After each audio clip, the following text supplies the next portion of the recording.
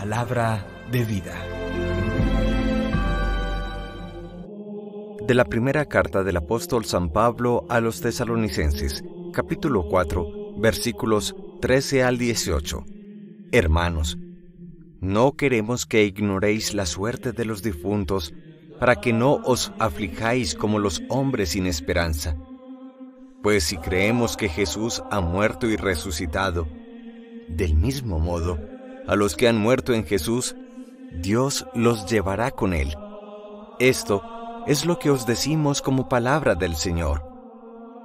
Nosotros, los que vivimos y quedamos para su venida, no aventajaremos a los difuntos, pues Él mismo, el Señor, a la voz del arcángel y al son de la trompeta divina, descenderá del cielo, y los muertos en Cristo resucitarán en primer lugar. Después nosotros, los que aún vivimos, seremos arrebatados con ellos en la nube al encuentro del Señor en el aire, y así estaremos siempre con el Señor. Palabra de Dios. Te alabamos, Señor. Salmo 96. El Señor llega a regir la tierra. Cantad al Señor un cántico nuevo. Cantad al Señor toda la tierra. Contad a los pueblos su gloria, sus maravillas, a todas las naciones. El Señor llega a regir la tierra, porque es grande el Señor y muy digno de alabanza, más temible que todos los dioses, pues los dioses de los gentiles son apariencia, mientras que el Señor ha hecho el cielo. El Señor llega a regir la tierra. Alégrese el cielo, goce la tierra, retumbe el mar y cuanto lo llena, vitoreen los campos y cuanto hay en ellos. El Señor llega a regir la tierra. Aclamen los árboles del bosque delante del Señor, que ya llega a regir la tierra. Regirá el orbe con justicia y los pueblos con fidelidad. El Señor llega a regir la tierra. Del Santo Evangelio según San Lucas, capítulo 4, versículos 16 al 30. En aquel tiempo fue Jesús a Nazaret, donde se había criado, y entró en la sinagoga, como era su costumbre los sábados, y se puso en pie para hacer la lectura. Le entregaron el libro del profeta Isaías, y desenrollándolo, encontró el pasaje donde estaba escrito: El Espíritu del Señor está sobre mí, porque Él me ha ungido, me ha enviado para dar la buena noticia a los pobres, para anunciar a los cautivos la libertad, y a los ciegos la vista, para dar libertad a los oprimidos, para anunciar el año de gracia del Señor. Y enrollando el libro, lo devolvió al que le ayudaba y se sentó. Toda la sinagoga tenía los ojos fijos en él, y él se puso a decirles: Hoy se cumple esta escritura que acabáis de oír. Y todos le expresaban su aprobación y se admiraban de las palabras de gracia que salían de sus labios, y decían: ¿No es este el hijo de José? Y Jesús les dijo: Sin duda, me recitaréis aquel refrán: Médico, cúrate a ti mismo. Haz también aquí, en tu tierra, lo que hemos oído que has hecho en Cafarnaún. Y añadió: Os aseguro que ningún profeta es bien mirado en su tierra. Os garantizo que en Israel había muchas viudas en tiempos de Elías, cuando estuvo cerrado el cielo 3 años y 6 meses, y hubo una gran hambre en todo el país.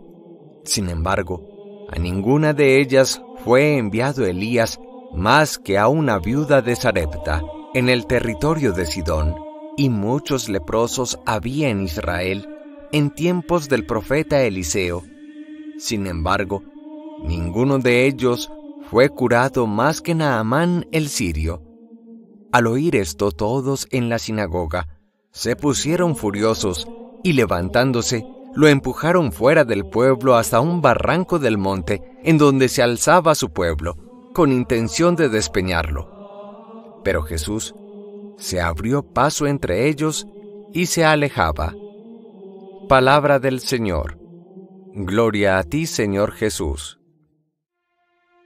El Evangelio de San Lucas, tomado del capítulo 4 y presente en la liturgia de este día, nos deja tres claras enseñanzas para nuestra vida. La primera, Jesús es el Mesías, Jesús es el Cristo, Jesús es el enviado de Dios.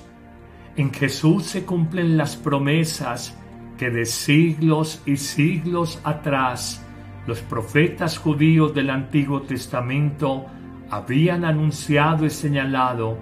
Como un hombre simple nacido en Belén de Judá, sería el Salvador y el Redentor del pueblo de Israel y colmaría todas las expectativas, anhelos y ansias del pueblo de Dios.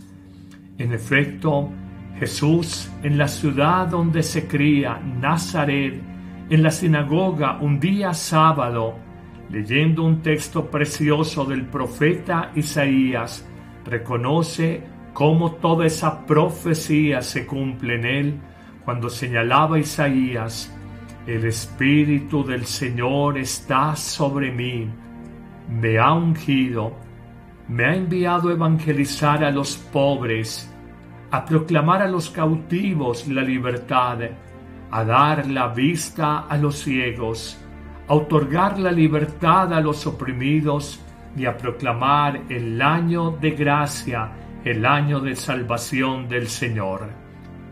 En Jesús se cumple perfecta y plenamente esta profecía de Isaías, y así lo reconoce él cuando, ante la mirada atenta de todos los que participaban en la reunión en la sinagoga ese sábado, Jesús afirmará: hoy se cumple esta escritura que acaban de escuchar.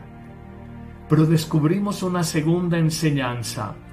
El pueblo de Israel, como los hombres de todos los tiempos, frente a Jesús Mesías, frente a Jesús Salvador de la humanidad, tiene dos actitudes existenciales curiosamente contrapuestas. Decía que el pueblo de Israel, y concretamente quienes estaban en la asamblea, expresaban su aprobación cuando Jesús hablaba y se admiraban de las palabras de gracia que salían de su boca. Esto es, acogían el mensaje de Jesús como hoy miles de personas lo acogen también en su corazón.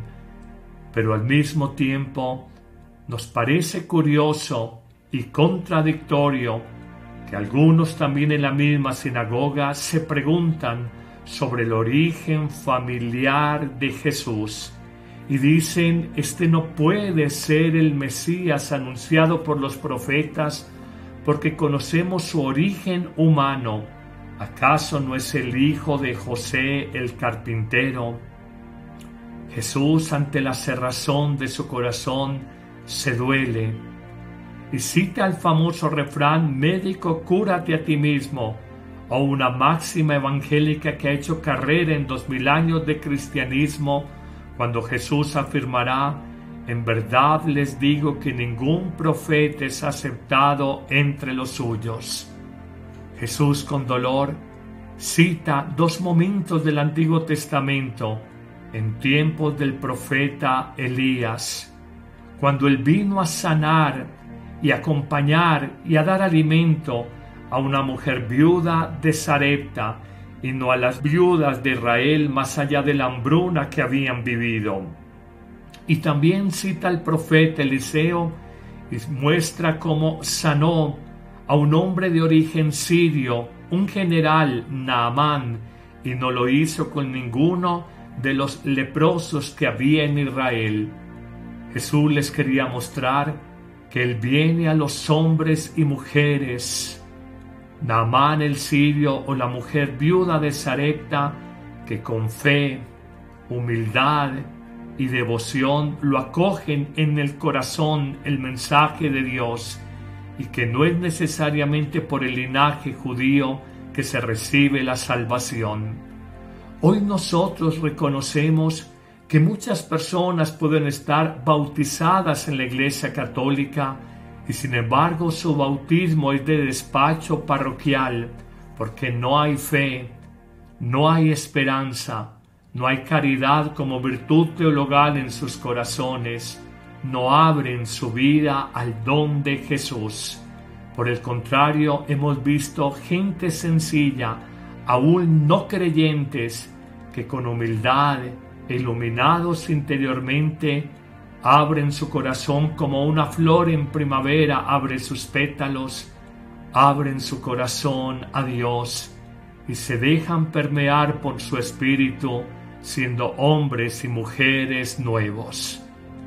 Pero terminar el Evangelio nos dejará una tercera enseñanza y final, cuando los judíos que escuchaban a Jesús en la sinagoga y ante el ejemplo en tiempos de Elías, la mujer viuda, y en tiempos del profeta Eliseo, Naamán, el leproso sirio, cuando fueron curados, los judíos se sintieron humillados, cuestionados por Jesús, como Dios había venido también a pueblos paganos, la mujer de Sarepta y Naamán, el hombre de Siria, y no propiamente de Israel, y furiosos tratan de prender a Jesús, llevarlo fuera de la ciudad, y oigan esta expresión que es muy fuerte: despeñarlo, asesinar a Jesús, tirándolo por un precipicio desde el monte.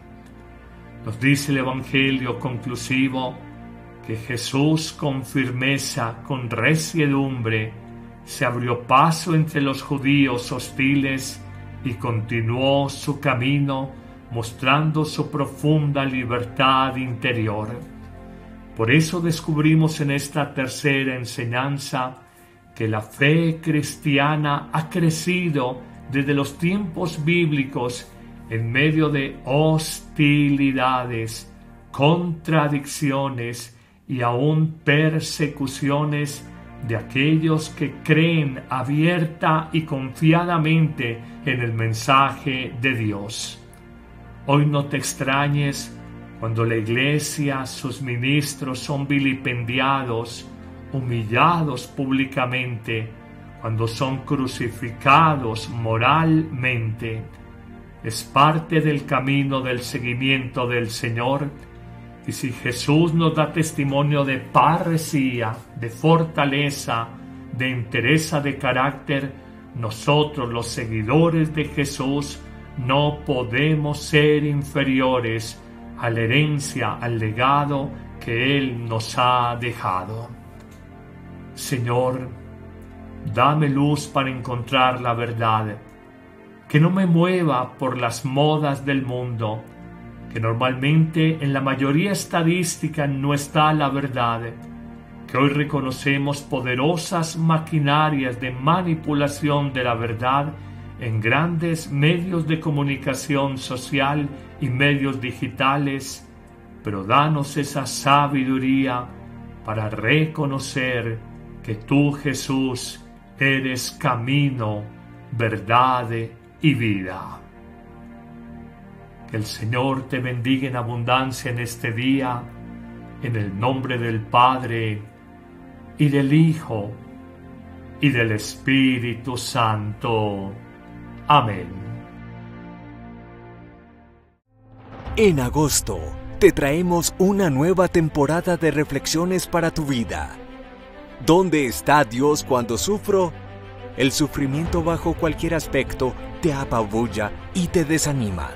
Pero debes saber que si bien el dolor es inevitable, el sufrimiento no lo es, y que la resistencia mental y emocional a una situación adversa es lo que más te hace sufrir. Aprende con Cristo que Él nos redimió, porque transformó el dolor en amor y nos enseñó que en la cruz está la más grande escuela de crecimiento humano y del espíritu. Canaliza, fortalece y saca el mayor provecho de las adversidades y pruebas que la vida de hoy te presenta. Encuéntranos en YouTube y Facebook en vivo a las 9 a.m.